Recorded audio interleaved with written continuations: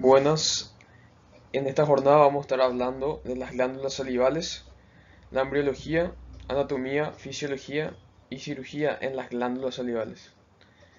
Bajo la tutela del doctor Marcelo Villalba, quien les habla, el doctor Sergio Núñez y la doctora Patricia Rujías, presentaremos esta clase. Las glándulas salivales se desarrollan con un discreto engrosamiento del epitelio del estomodeo. Su origen es el ectodermo. Las principales o mayores se forman por invaginación del epitelio local dentro del mesénquima subyacente. Este brote prolifera formando una masa cilíndrica que según crece se va alejando de la cavidad bucal y ocupando su lugar definitivo. Cuando el cordón de células se elonga, los segmentos distales se dividen y se ramifican, formando los conductos y los acinos. Las células exteriores se van a diferenciar en el epitelio secretor y las centrales van a degenerar y se forman la luz de los conductos.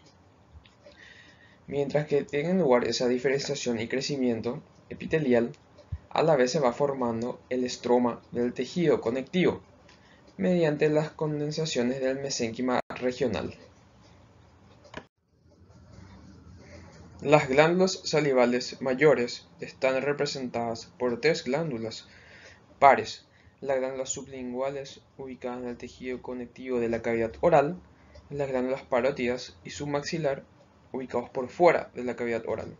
Las glándulas salivales menores, secundarias o accesorias, se encuentran distribuidas en la mucosa y submucosa de los órganos de la boca, y son las glándulas labiales, palatinas y linguales y genianas.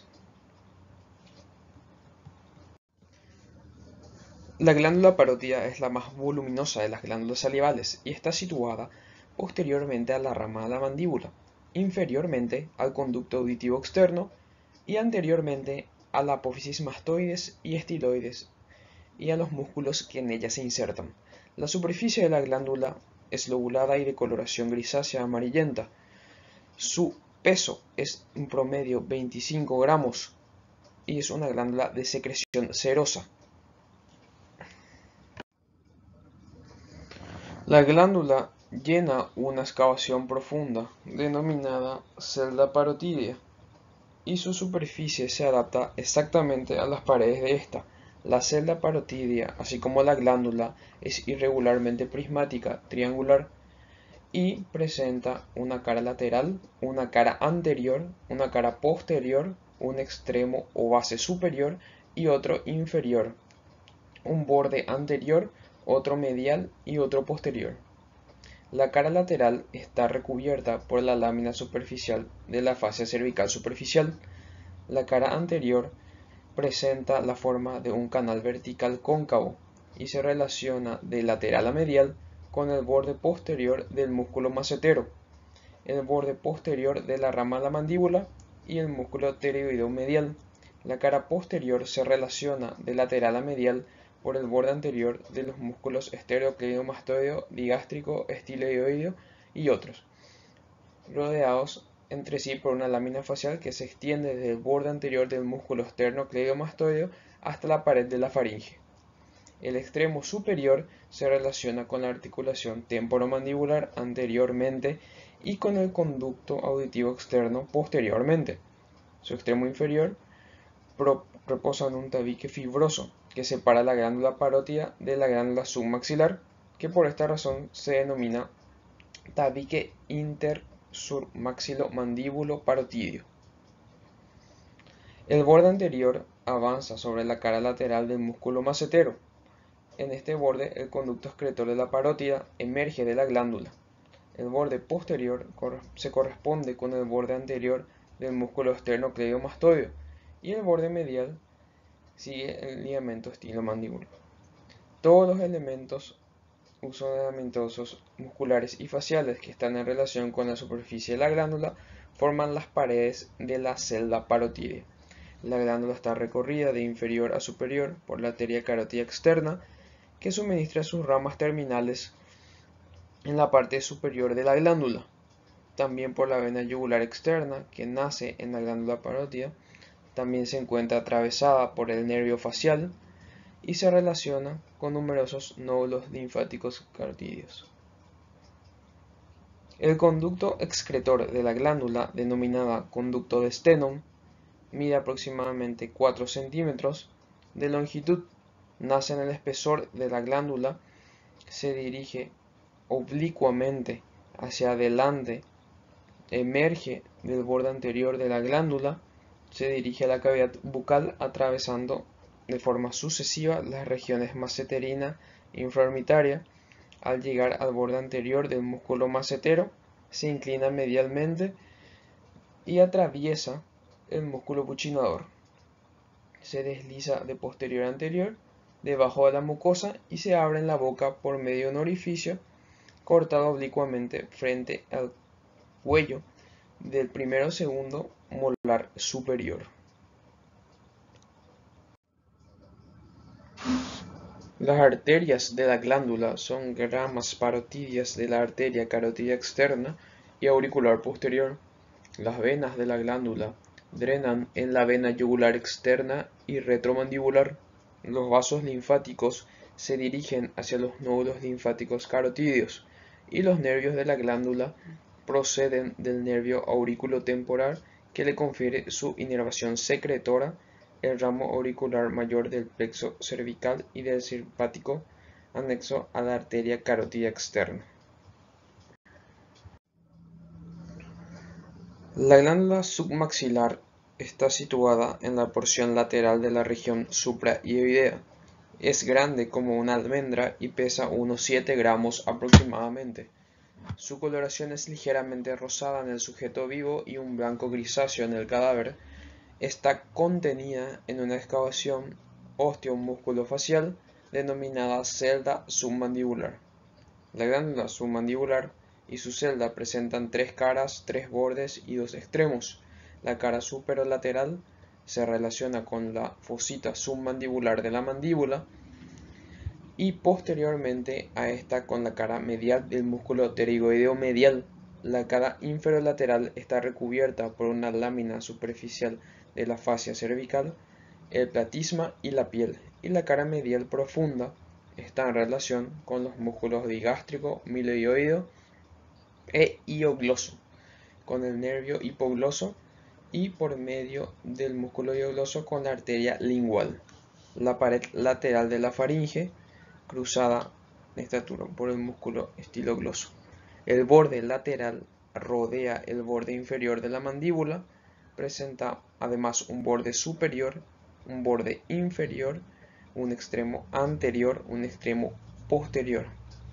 La glándula submandibular se relaciona también en el interior de su celda con la vena facial que cruza la cara lateral, con los nódulos linfáticos submandibulares dispuestos a lo largo del borde inferior de la mandíbula y con la arteria facial que rodea la glándula.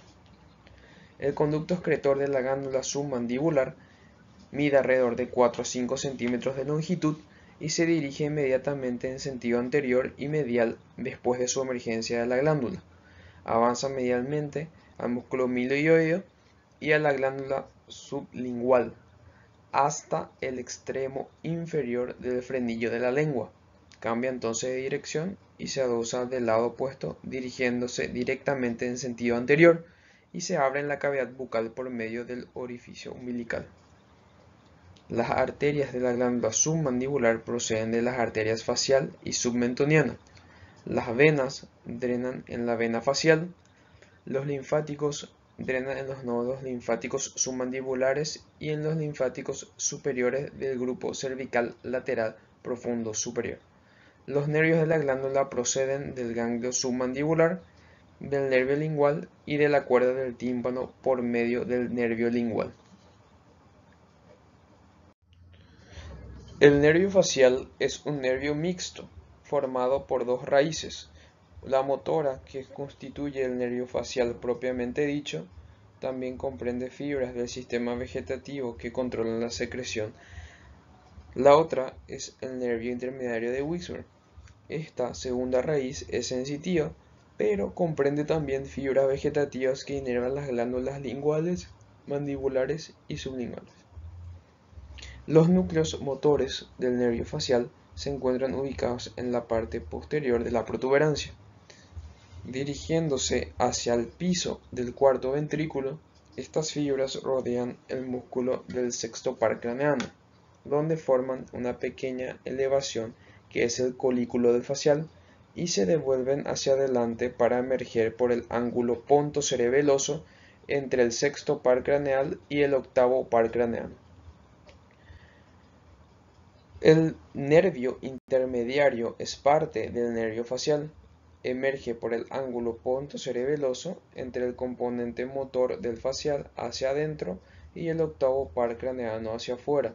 Comprende 3 de los 4 componentes funcionales del nervio facial.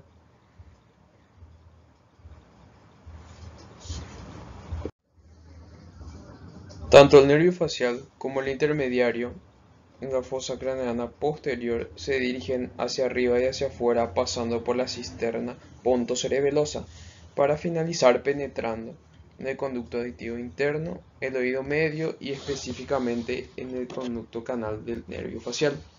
Hasta este punto el nervio facial va acompañado del nervio vestíbulo-coclear, paquete nervioso acompañado de la arteria cerebelosa anteroinferior, la AICA, la cual a veces genera una arteria laberíntica que se introduce junto con estos dos nervios por el conducto auditivo interno en el oído para irrigarlo. Cuando penetran los nervios facial y vestíbulo coclear en el conducto auditivo interno, estos se separan. Cuando esto ocurre, el nervio vestíbulo coclear da sus dos ramas, el nervio vestibular y el coclear. Al conducto del facial se le describe 3 porciones: una porción inicial, horizontal o laberíntica, que va desde el conducto auditivo interno hasta la rodilla del conducto del facial. Se encuentra entre dos estructuras importantes, el vestíbulo y la cóclea. En el extremo de este primer segmento se forma la rodilla del canal del facial, que está ocupado por el ganglio geniculado y dirigida hacia atrás. Del ganglio geniculado pareciera emerger hacia adelante el nervio petroso mayor. La porción intermedia o timpánica entre las dos curvas del facial se sitúa en la pared medial de la caja timpánica, por encima del músculo tensor del tímpano y la ventana oval, y por debajo y delante del conducto semicircular lateral. Aquí es donde se forman los codos del canal del facial, debajo y adelante del antro mastoide. Se curva hacia abajo, y una porción final mastoidea o vertical comienza en la porción final del codo del canal del facial, lugar en el que se torna vertical y finaliza en el foramen estilomastoide, posterior y lateral a la base de la apófisis mastoides, por donde finalmente emerge hacia el exterior del cráneo.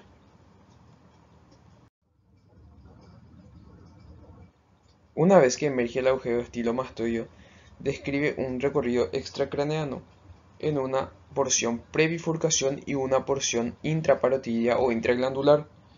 Una vez que penetra la glándula parótida, pasando entre la apófisis estiloideo y el músculo estiloideo hacia adentro, el vientre posterior del digástrico hacia atrás y hacia afuera, la divide en lo que se consideran lóbulo superficial de la glándula parótida y lóbulo profundo.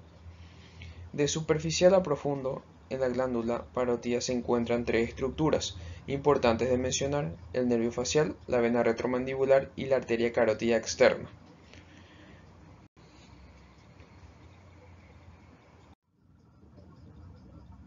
Los ramos colaterales del nervio facial se dividen en dos grupos, extra e intrapetrosos. Los ramos intrapetrosos son el nervio petroso mayor, el nervio de la cuerda del tímpano, el nervio estapédeo y ramos comunicantes con el nervio vago, comunicantes con el plexo timpánico, el ramo sensitivo del conducto auditivo externo. Los ramos extrapetrosos son el nervio auricular posterior, el ramo digástrico, ramos comunicantes con el nervio glosofaringeo y con el nervio lingual.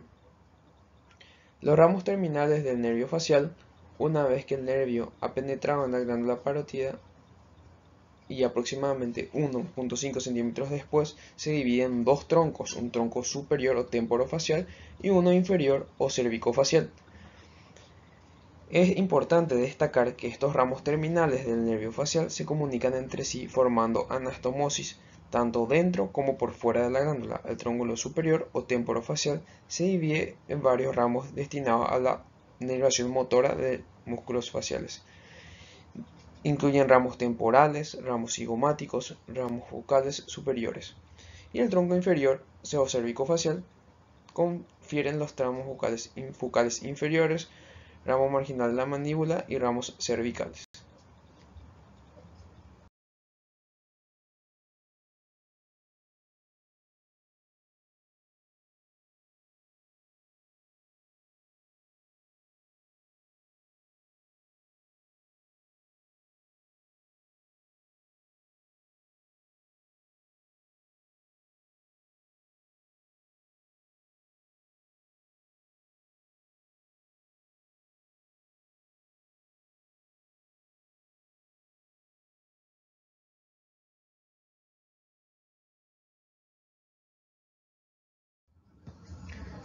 La glándula sublingual es la más pequeña de las glándulas salivales mayores en volumen y peso.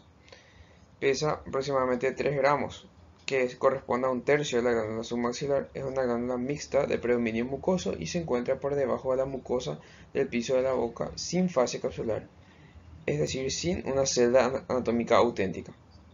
Una longitud de 35 a 45 milímetros, una altura de 15 milímetros, una anchura de 6 a 7 milímetros, una forma de oliva aplanada en sentido transversal con el eje mayor antero-posterior.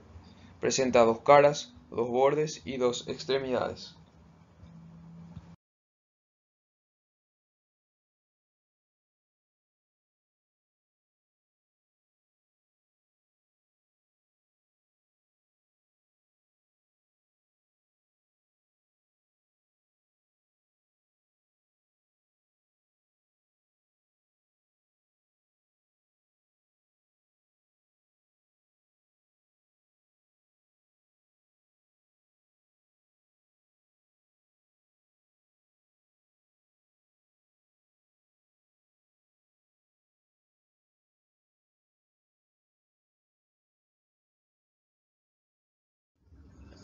Relaciones. Es una glándula par localizada en el piso de la boca, a cada lado del frenillo lingual. Es la más anterior de las glándulas salivales mayores. Por su cara externa se amolda a la fosita sublingual. Por el borde superior forma a cada lado del frenillo los pliegues sublinguales. Por el borde inferior está en relación con el músculo genioideo. La extremidad posterior se adhiere a la prolongación anterior de la glándula submaxilar y la extremidad anterior con la glándula del lado opuesto. La cara interna se relaciona con los músculos linguales, el músculo lingual inferior y el genio-gloso, separados por el conducto Wharton, nervio lingual y vasos sublinguales.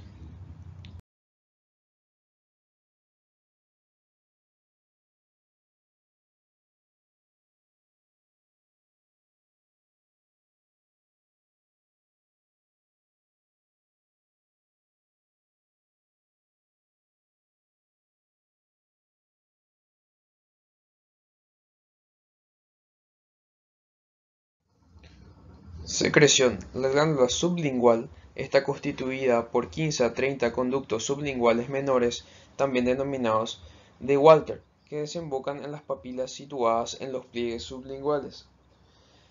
El más voluminoso y a veces único es el conducto sublingual mayor de Rivinus o Bartolino. Es una glándula exócrina mixta. Así está constituida por acinos serosos y mucinosos, con secreción principalmente mucinosa, es decir, moco. Secreta solamente el 5% de la saliva. El drenaje linfático se realiza a través de los ganglios submaxilares. La irrigación se realiza por la arteria submentoniana, rama de la arteria facial, la arteria sublingual, rama terminal de la arteria lingual, y el drenaje venoso se realiza por la vena lingual. La inervación presenta una inervación autónoma simpática y parasimpática. El sistema nervioso simpático provienen del ganglio simpático cervical superior y llegan acompañados a las arterias, como plexo perivascular. La inervación parasimpática proviene a partir del ganglio submandibular y se incorpora al nervio lingual y llegan por él a la glándula. Glándulas salivares menores, también llamadas secundarias, accesorias o intrínsecas, son pequeños grupos de ácidos productores de saliva, numerosos y superficiales. Están en número de 600 a 1000 aproximadamente, situadas en los diferentes órganos de la cavidad bucal. No son encapsulados y presentan conductos excretores muy cortos y rudimentarios. Están clasificados según su localización anatómica en labiales, genianas, palatinas y linguales.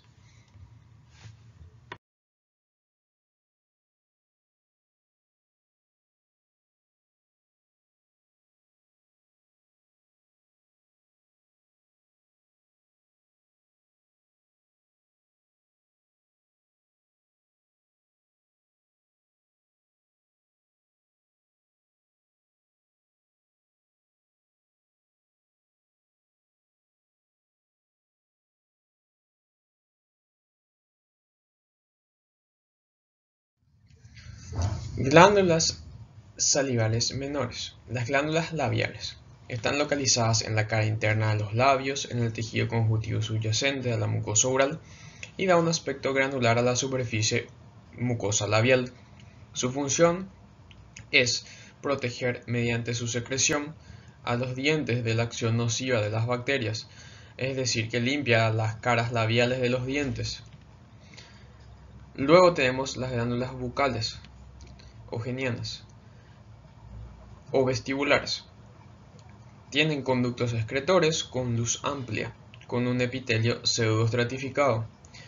Según su localización, se dividen en dos grupos: los yugales, en la mucosa de la cara interna de las mejillas, y las retromolares o molares, que están cerca de la desembocadura del conducto de esteno. Su función es la limpieza y protección dentígena.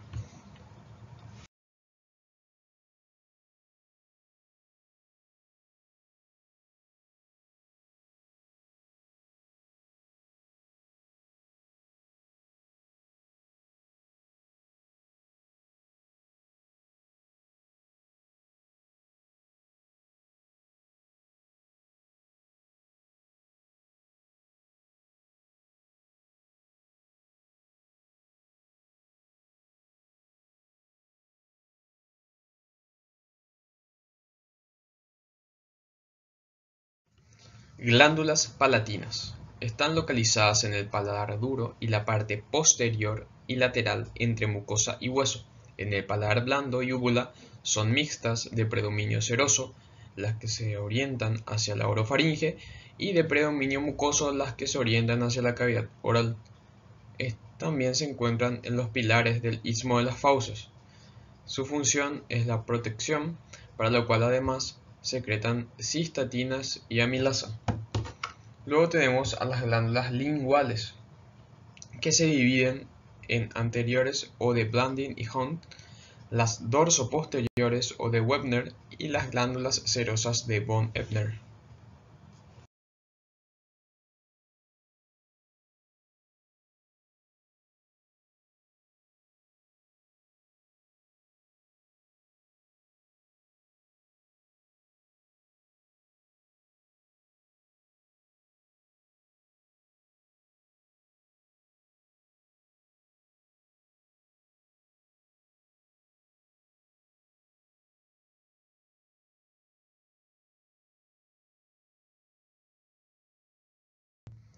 Las glándulas de Blandin y Hunt son dos masas glandulares voluminosas cerca de la punta lingual. Sus conductos desembocan en la cara ventral de la lengua, cerca del frenillo lingual. Son cerosas y mucosas. Las glándulas de Webner son laterales y posteriores a las papilas caliciformes en relación a las amígdalas linguales. Sus conductos se abren en la cara dorsal de la lengua. Finalmente, las glándulas de von Ebner están entre las fibras musculares de la lengua, debajo de las papilas caliciformes, y sus conductos se abren en el orificio de las papilas caliciformes. Fisiología de las glándulas salivales. La principal función de las glándulas salivales es la producción y secreción de la saliva, fluido viscoso que participa en la primera fase de la digestión. Es un líquido incoloro con un pH de 6.2 a 7.4 aproximadamente, formado aproximadamente por agua y una pequeña proporción por componentes sólidos orgánicos, inorgánicos y enzimas. La producción diaria es de 1 litro a 1,5 litros aproximadamente. Durante las comidas, la cantidad de producción es aproximadamente de 2 ml por minuto. Durante el reposo o despierto, 0,5 ml minuto y durante el sueño 0,05 ml minuto. En cuanto a la constitución de la saliva, está formada principalmente por agua, que llega a ser hasta el 99% de su constitución. Presenta componentes inorgánicos como nitratos y nitritos, también iones sodio, potasio y cloruro. Los iones cloruro activan a la amilasa salival. También presentan bicarbonato que neutraliza el pH ácido y la corrosión bacteriana. Calcio, sobre todo la saliva está saturada en calcio, con lo que evita que los dientes lo pierdan. La mitad está libre en forma iónica y la otra mitad unida a fosfatos, nitratos y lactatos. También encontramos fosfatos con una concentración mayor a 4 a 5 veces más que en la sangre. También tenemos componentes orgánicos como hidratos de carbono, mucinas, que es la glucoproteína principal de la saliva. Es un material viscoso y elástico que cubre la superficie de las mucosas. Las glándulas salivales menores producen el 70% de la mucina presente en la saliva total y mantienen el equilibrio hídrico y lubrica.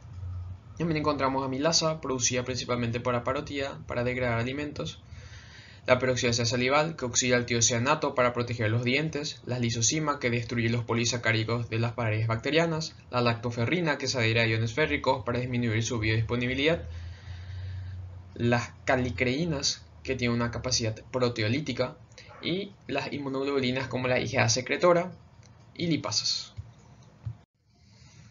En cuanto al tipo de secreción, debemos tener en cuenta que hay tres tipos de acinos en las glándulas salivales: los acinos serosos, que son pequeños y esfenoidales, con una luz central pequeña, que tiene una secreción más líquida y fluida, y contiene sobre todo amilasa salival. Están principalmente en la glándula parótida y en la submaxilar. Tenemos también los acinos mucosos, que son más voluminosos, de forma tubular, con una luz amplia y tiene una secreción más viscosa, más rica en mucinógeno, y actúa como lubricante. Y los acinos mixtos, que tienen una combinación de los dos anteriores. Son acinos mucosos provistos de células serosas en la periferia, denominados semilunas de Januzzi. La glándula parótida es una glándula serosa pura. Secreta hasta el 70% del volumen de la saliva durante la alimentación. La glándula submaxilar o submandibular es mixta, de predominio seroso y secreta el 20% del volumen. La glándula sublingual también es mixta, pero de predominio mucoso y secreta el 5% del volumen. El resto de las glándulas, que son las glándulas menores, son mixtas de predominio mucoso a excepción de las de Bob-Ebner, que son serosas y secretan el 5% restante del volumen salival durante la alimentación. Durante el reposo, las glándulas submaxilar o submandibular es la que produce la mayor cantidad de volumen salival, acercándose al 60% del volumen del mismo. Funciones: procesamiento de alimentos, ayuda a la formación del bolo alimenticio, también funciones digestivas por las enzimas que contiene, también en funciones gustativas, permite que las partículas sápidas estimulen los receptores gustativos. También poseen funciones protectoras. La saliva lubrica y protege las mucosas, también actúan en el control microbiano y la cicatrización. Contiene factor de crecimiento epidérmico. Y funciones reguladoras en el mantenimiento del pH neutro, sobre todo mediante el bicarbonato, la integridad dentaria y mantenimiento del equilibrio hídrico. La regulación de la secreción salival inicia en los receptores. Estos se originan en los usos neuromusculares, en los receptores periodontales, en los termorreceptores y los quimiorreceptores. Las vías aferentes son aquellas que llevan la información sensitiva a los núcleos salivales del bulbo raquídeo, y estos son las del nervio trigémino, las ramas mandibular y maxilar, la del nervio glosofaringeo, el nervio facial y el nervio vago. Los centros integradores son dos, el núcleo salival superior y el inferior. El núcleo salival superior controla la secreción de las glándulas submandibular y sublingual, y el núcleo salival inferior controla la secreción de la glándula parótida. Las vías eferentes de la parótida son el parasimpático, es llevado por el nervio cuerda del tímpano, el del simpático por el plexo pericarotídeo y los sensitivos por el nervio auricular mayor. El submandibular, las fibras parasimpáticas provienen del nervio facial al nervio lingual por la cuerda del tímpano y el del simpático proviene del ganglio cervical superior. Las vías eferentes de la glándula sublingual, las vías parasimpáticas provienen del ganglio submandibular, se incorpora al nervio lingual y llegan por él a la glándula, y el simpático por el ganglio cervical superior. La regulación de la secreción salival está regida de forma exclusiva por el sistema nervioso autónomo. Estas glándulas reciben fibras nerviosas aferentes, tanto simpáticas como parasimpáticas, y emiten fibras nerviosas eferentes que son las conductoras del dolor. En cuanto a la inervación parasimpática, las terminaciones parasimpáticas son colinérgicas, entonces van a liberar acetilcolina que se unirá a los receptores muscarínicos. La estimulación parasimpática desencadena la secreción profusa de saliva acuosa con escaso material orgánico. Y los estímulos que la desencadenan son los estímulos gustativos, por ejemplo los amargos, los estímulos táctiles, la presencia de objetos lisos, y como respuesta a reflejos que se originan en el estómago y en la parte alta del intestino. En cuanto a la inervación simpática, las terminaciones simpáticas son adrenérgicas y liberan adrenalina que interacciona con los receptores A y B adrenérgicos. La estimulación simpática desencadena una secreción moderada, más escasa y espesa, rica en componentes orgánicos, las mucoproteínas. Produce también vasoconstricción sanguínea a nivel glandular. Parotidiectomía o cirugía de resección de la glándula parótida. El punto clave de esta cirugía es la ubicación intraoperatoria del nervio facial. Este es usualmente explorado por disección progresiva, es decir, localizando al tronco nervioso donde sale del estilomastoideo, y luego se va disecando anteriormente a lo largo del tronco y de sus ramas. Los puntos de referencia para encontrar el tronco del nervio facial en el foramen estilomastoideo son notablemente constantes y todos estos puntos de referencia deben ser identificados en cada operación para facilitar el hallazgo del nervio. Como se puede ver en estas imágenes, en rojo se ve al vientre posterior del músculo digástrico. El nervio transcurre a la misma profundidad bajo la piel y corta al ángulo sobre el músculo y la apófisis estiloides. Otro punto de referencia es el cartílago pointer, que es el extremo más puntiagudo del trago. El nervio emerge aproximadamente a 1 centímetro en profundidad y también a 1 centímetro en posición inferior a este punto. Otros puntos son el anillo timpánico que se ve en amarillo, la punta del proceso mastoideo y la línea de sutura timpanomastoidea, que es el punto más importante para encontrar al nervio facial, ya que conduce medialmente y directamente al foramen del estilomastoideo. También se tiene a la apófisis estiloides, que es cruzado por el nervio facial y al palpar se convierte en un medio útil para determinar la profundidad y la posición del nervio. La rama de la arteria occipital se encuentra comúnmente junto al nervio facial y cerca del foramen estilomastoideo. Por lo tanto, ante la presencia de sangrados en esa zona, debería alertar sobre la proximidad del nervio facial. Ocasionalmente no es posible localizar al nervio facial en el foramen estilomastoideo. Por ejemplo, en casos donde hay una gran masa o un gran tumor fijo centrado en el foramen estilomastoideo. En tales casos, una disección retrógrada puede ser necesaria después de localizar, por ejemplo, la rama temporal donde cruza al hueso cigomático. También podrían ser las ramas bucales que se encuentran paralelas al conducto parotídeo. También puede ser la rama mandibular marginal que se encuentra cruzada por la arteria de la vena facial justo por debajo o en el margen inferior de la mandíbula y profundo al platismo. Se puede realizar también un monitoreo electrofisiológico del nervio facial o también estimulación eléctrica del nervio, Estos son útiles para determinar la trayectoria del nervio facial en algunos casos, como en el caso de una cirugía de revisión o de tumores grandes. Puede que no se registre la estimulación facial en todos los casos, por ejemplo, cuando se cuenta con un equipo defectuoso, cuando hay fatiga del nervio o cuando hubo uso de relajantes musculares.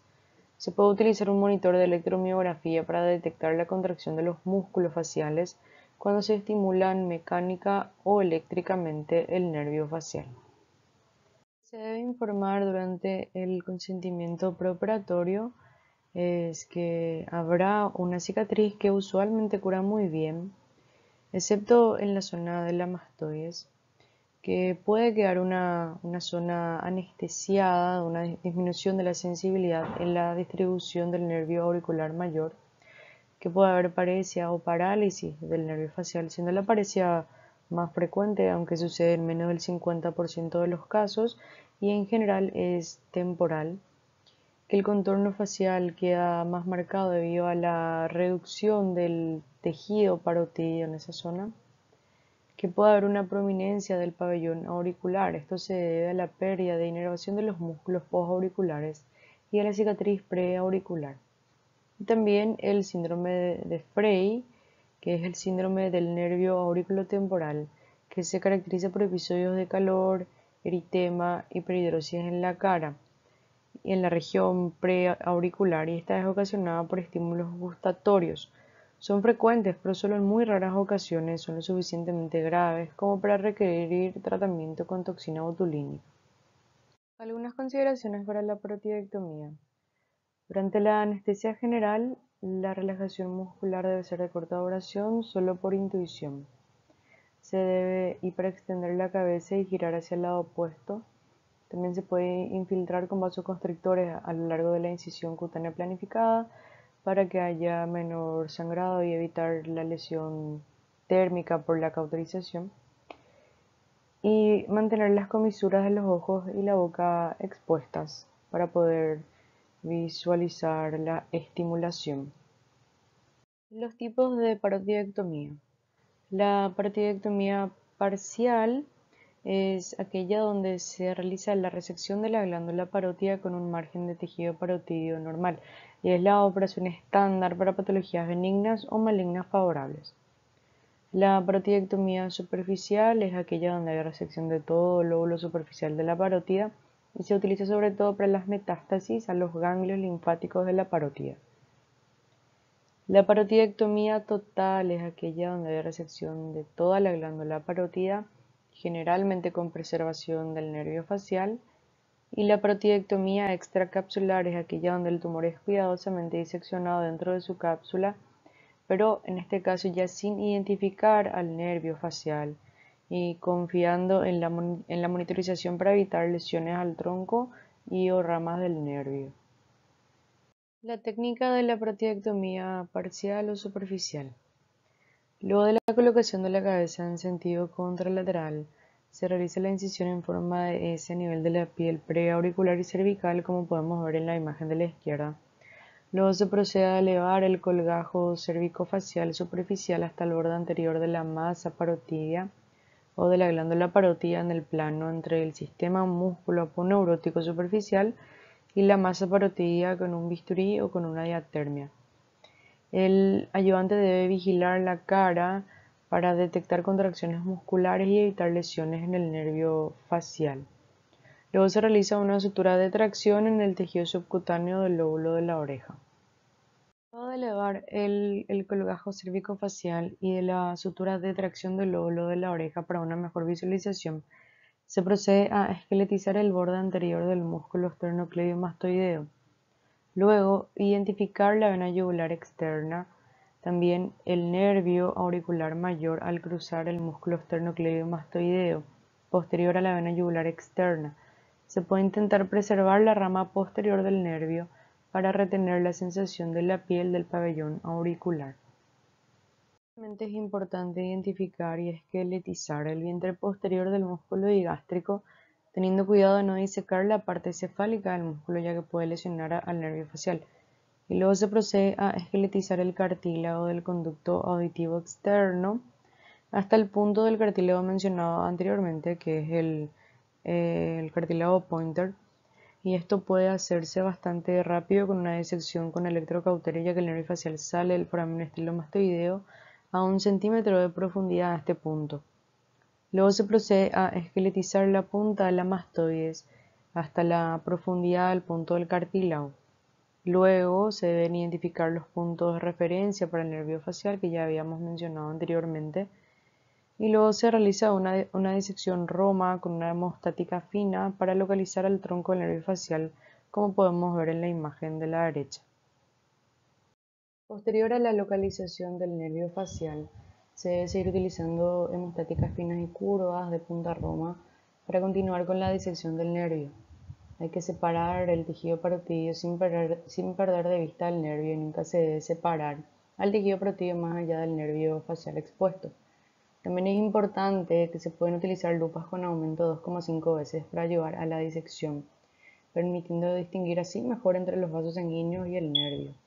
Y se deben emplear para la hemostasia, la diatermia bipolar o los puntos de lazo con algodón fino. También es importante disecar hacia el foramen estilomastoideo para excluir la ramificación temprana del tronco.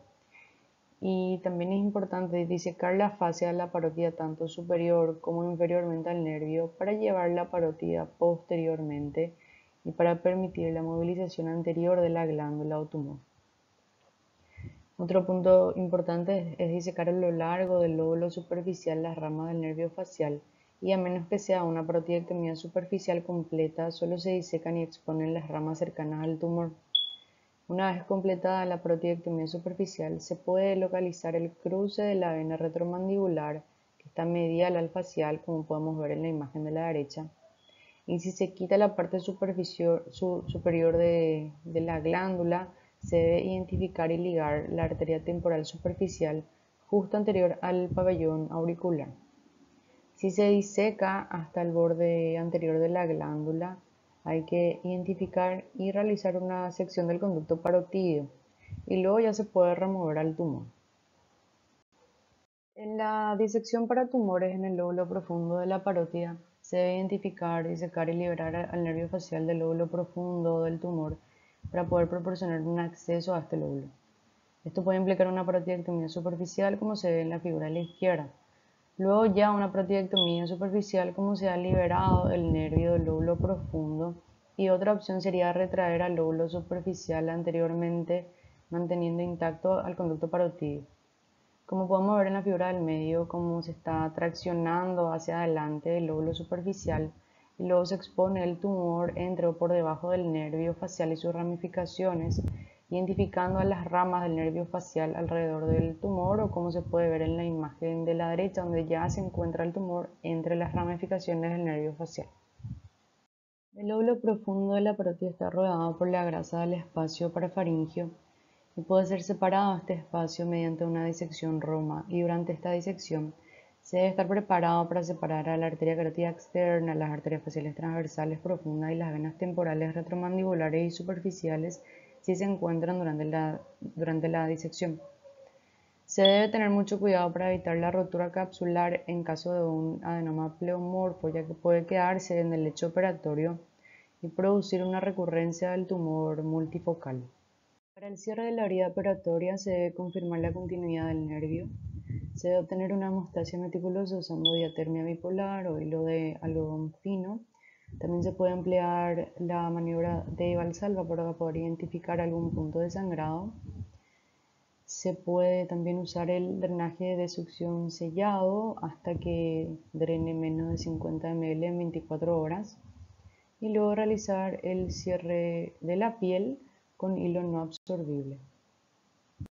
En caso de sección de las ramas tanto temporal como mandibular marginal del nervio facial, se puede reparar con suturas epineurales con nylon o prolene 8.0. Y cuando la reparación del nervio primario no es posible, entonces se puede realizar el injerto con el nervio auricular mayor o el nervio sural. Este tiene aproximadamente el mismo diámetro que el tronco del nervio facial y tiene unas cuantas ramas que pueden utilizarse para injertar más de una rama del nervio facial. Con respecto al nervio sural, que tiene mayor longitud y más ramas, Es más adecuada para salvar defectos más largos y para injertar en ramas más periféricas. Cuando no se dispone del extremo proximal del nervio facial, por ejemplo, en una amplia extensión de un tumor perineural proximal, se puede utilizar un injerto de interposición del nervio hipogloso para restablecer el tono y el movimiento facial. El injerto se sutura de extremo a extremo al nervio y a las ramas faciales distales y de extremo a extremo al nervio hipogloso después de cortar alrededor del 25% en el lado del nervio hipogloso para exponer los axones nerviosos. En la imagen de la derecha se puede ver la anastomosis al tronco del facial en la parte superior y al hipogloso en la parte inferior con un injerto de interposición del nervio auricular mayor. Ahora hablaremos de la submandibulectomía o cirugía de resección de la glándula submandibular, que puede ser extirpada en caso de cialoadenitis crónica, cialolitiasis, tumores benignos o malignos, cialoctasia y también como parte de una disección del cuello. Es probable que la cialoendoscopía reduzca la frecuencia de la decisión de la glándula submandibular para la cialolitiasis. Las principales preocupaciones de esta cirugía son la cicatriz quirúrgica por parte de los pacientes y en lo que respecta al cirujano serían la lesión del nervio marginal mandibular, del nervio lingual o del hipogloso. La anestesia debe evitar la parálisis muscular, ya que es útil para vigilar el movimiento del labio inferior en caso de que el nervio marginal mandibular se irritara quirúrgicamente. Con respecto al posicionamiento y campo que se realiza en el paciente, se lo coloca en posición supina con el cuello hiperextendido y la cabeza lateralizada hacia el lado contralateral. Se procede a esterilizar la piel de la parte anterior del cuello y de la parte anterior de la cara y el campo se hace de tal manera que la comisura labial del mismo lado, el margen inferior de la mandíbula y la parte superior del cuello queden expuestas. Se hace una incisión horizontal de la piel al menos 3 centímetros por debajo de la mandíbula o a nivel del hueso hyoides, extendiéndose anteriormente al borde anterior del músculo esternocleidomastoideo. En la imagen de la izquierda se puede ver una marca en el ángulo de la mandíbula y donde se va a realizar la incisión. Esta se realiza a través de la piel, luego el tejido subcutáneo y el platisma para exponer la vena facial que cruza a la glándula submandibular y también a la vena yugular externa, que es la que se ve en la imagen de la derecha. Como podemos ver en la imagen de la izquierda, la vena facial cruza sobre la glándula submandibular que debe ser disecada y ligada y posteriormente se procede a incidir sobre la cápsula de la glándula con electrocauterio o con un bisturí, paralelo y justo encima del hueso hyoides para exponer la glándula. Luego se aplica una tracción dirigida hacia abajo sobre la glándula. Se realiza una disección subcapsular con cauterio exponiendo la glándula y siempre es importante tener en cuenta si se produce una contracción de la comisura labial, lo que alertaría de la proximidad del nervio marginal mandibular. Una vez que se ha alcanzado el margen superior de la glándula, se diseca con una hemostática fina el tejido graso por encima de ella para identificar la vena y la arteria facial que se mantiene inmediatamente por encima de la glándula para evitar la lesión del nervio marginal mandibular. Aunque no es necesario hacerlo, el nervio marginal mandibular puede quedar expuesto luego de una disección roma cuidadosa justo en el punto donde atraviesan la arteria y la vena facial. En la imagen de la izquierda se ven la arteria y la vena facial y por encima el nervio marginal mandibular. Se debe evitar utilizar el cauterizador monopolar en esta zona, ya que se puede producir una lesión del nervio. Luego de la disección se debe ligar la arteria y vena facial y luego se procede a la disección y liberación del vientre anterior del ligástrico con el electrocauterio y se procede en dirección posterior elevando a la glándula submandibular de la superficie lateral del músculo miloideo. Las estructuras que se encuentran aquí son los nervios y los vasos del miloideo, como se puede observar en la figura del medio, que se seccionan con electrocauterio y se obtiene un acceso libre a la parte posterior del músculo miloideo, como se observa en la imagen de la derecha. A continuación se procede a esqueletizar el margen libre posterior del músculo miloideo con diatermia o tijeras, teniendo en cuenta siempre que el nervio hipogloso, las venas raninas linguales y el nervio lingual se encuentran inmediatamente en la profundidad del músculo y que están expuestas a la lesión. Al retraer el músculo miloideo anteriormente y utilizar una cuidadosa disección digital, quedan expuestos, como podemos ver en la imagen de la izquierda, el nervio lingual, el conducto de la glándula submandibular y el nervio hipoglóso. Luego se procede a una disección metiendo el dedo índice al plano bien definido que existe entre medialmente la fascia que cubre a las venas raninas y al nervio hipogloso y lateralmente la glándula submandibular y el ganglio submandibular. Como se puede ver en la imagen de la derecha, el dedo sale cefálicamente hacia la arteria facial, donde emerge por detrás del vientre posterior del músculo digástrico. Una vez que se ha identificado al nervio hipogloso, se puede pinzar, disecar y ligar con seguridad el conducto de la glándula submandibular.